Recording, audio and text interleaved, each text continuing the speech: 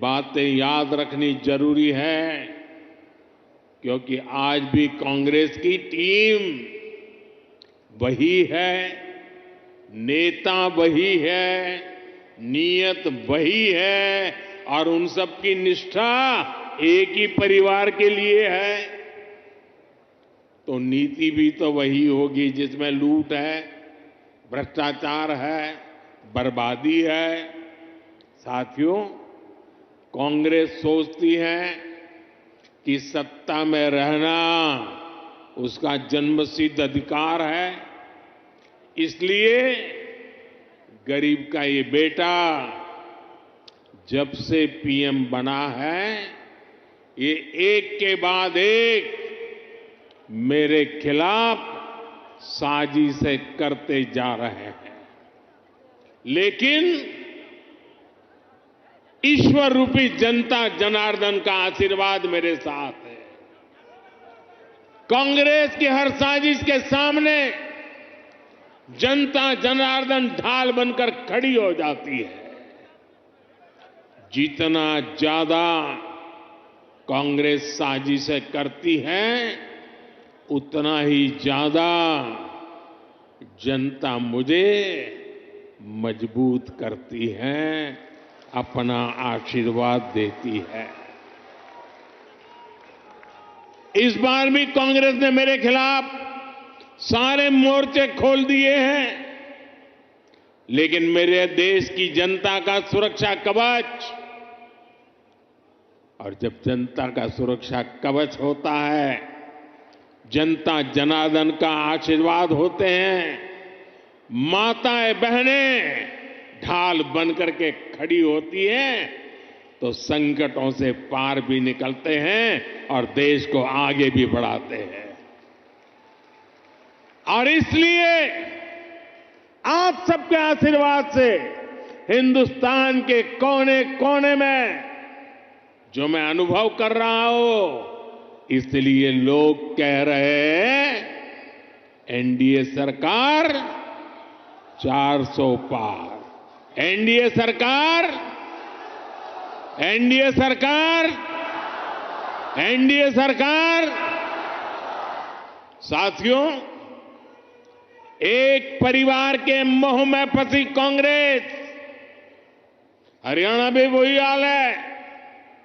आज अपने इतिहास के सबसे दयनीय दौर से गुजर रही है। इनके नेता से अपना एक स्टार्टअप नहीं संभल रहा। ये लोग देश संभालने का सपना देख रहे हैं।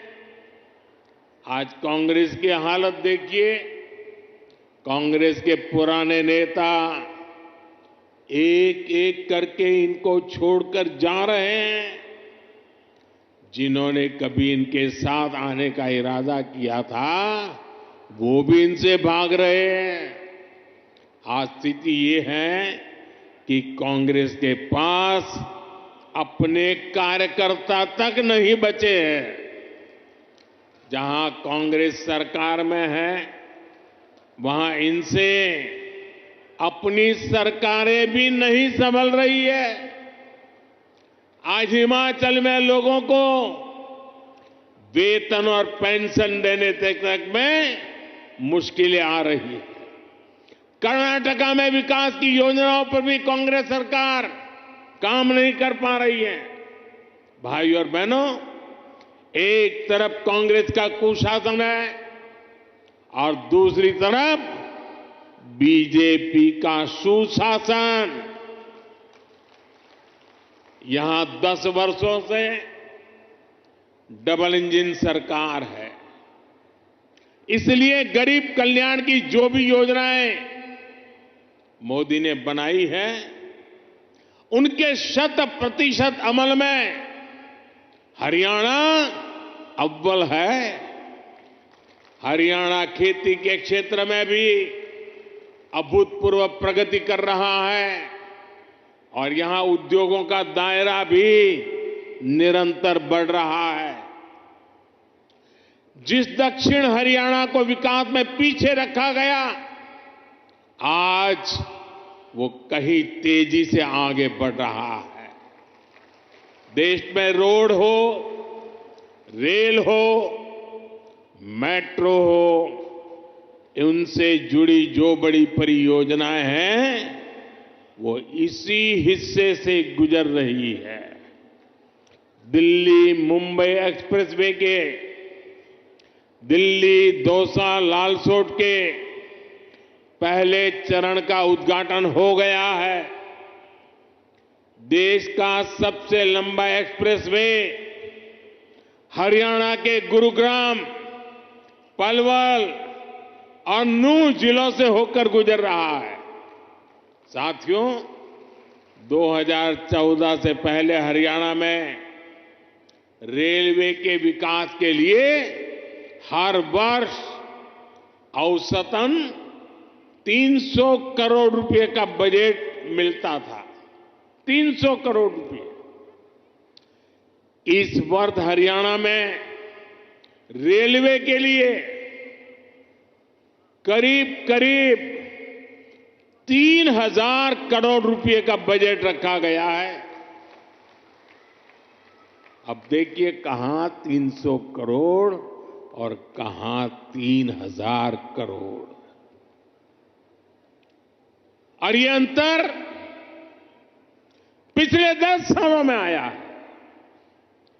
रोहतक, महम, हांसी, जिंद, सोनीपत जैसी नई रेल लाइनों और अंबाला, कैंट, दप्पर जैसी लाइनों के दोहरीकरण से लाखों लोगों का फायदा होगा। ऐसी सुविधाएं जब बनती है तो जीवन भी आसान होता है और कारोबार भी आसान होता है। भाई और बहनों, इस क्षेत्र में किसानों को पानी की बहुत समस्या रहती थी। राज्य सरकार ने इस समस्या के समाधान के लिए भी सराहनीय काम किया है। दुनिया की सैकड़ों बड़ी कंपनियां आज हरियाणा से चल रही हैं। इसमें बहुत बड़ी संख्या में नौजवानों को रोजगार मिला है।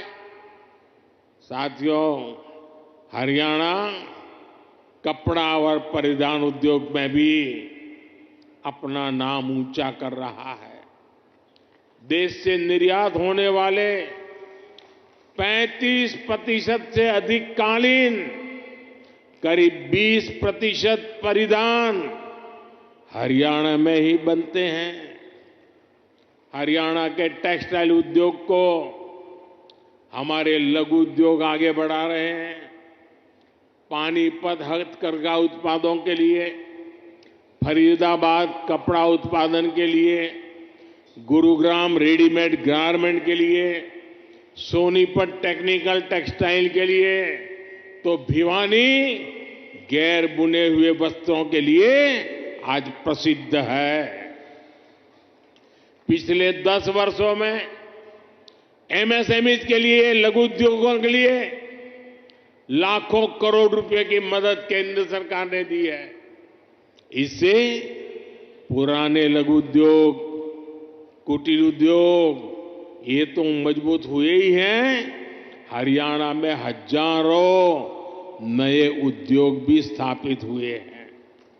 साथियों, रेवाड़ी तो विश्वकर्मा साथियों की कारीगरी के लिए भी जाना जाता है।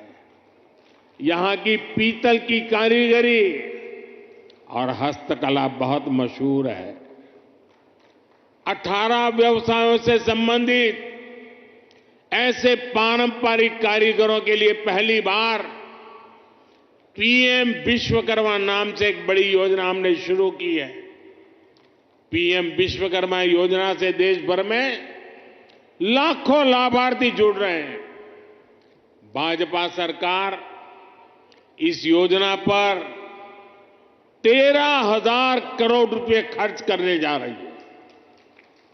ये योजना हमारे इन पारंपरिक कारीगरों और उनके परिवारों का जीवन बदलने वाली है। भाई और बहनों, मोदी की गारंटी उसके साथ है जिसके पास गारंटी देने के लिए कुछ भी नहीं है। देश के छोटे किसान के पास बैंकों को गारंटी देने के लिए कुछ नहीं था। मोदी ने उन्हें पीएम किसान सम्मान निधि की गारंटी दी। देश के गरीब, दलित, पिछड़े, ओबीसी परिवार के बेटे बेटियों के लिए बैंकों में गारंटी देने के लिए कुछ नहीं था। मोदी ने मुद्रा योजना शुरू की और बिना गारंटी का लोन देना शुरू किया। देश में अनेक साथी रेहड़ी, पटरी, ठेले पर छोटा मोटा कारोबार करते आए।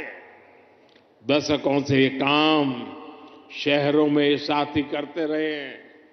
इनके पास भी गारंटी देने के लिए कुछ नहीं था।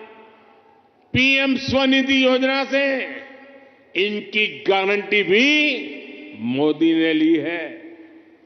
साथियों, गांव की हमारी बहनों की स्थिति 10 वर्ष पहले तक क्या थी?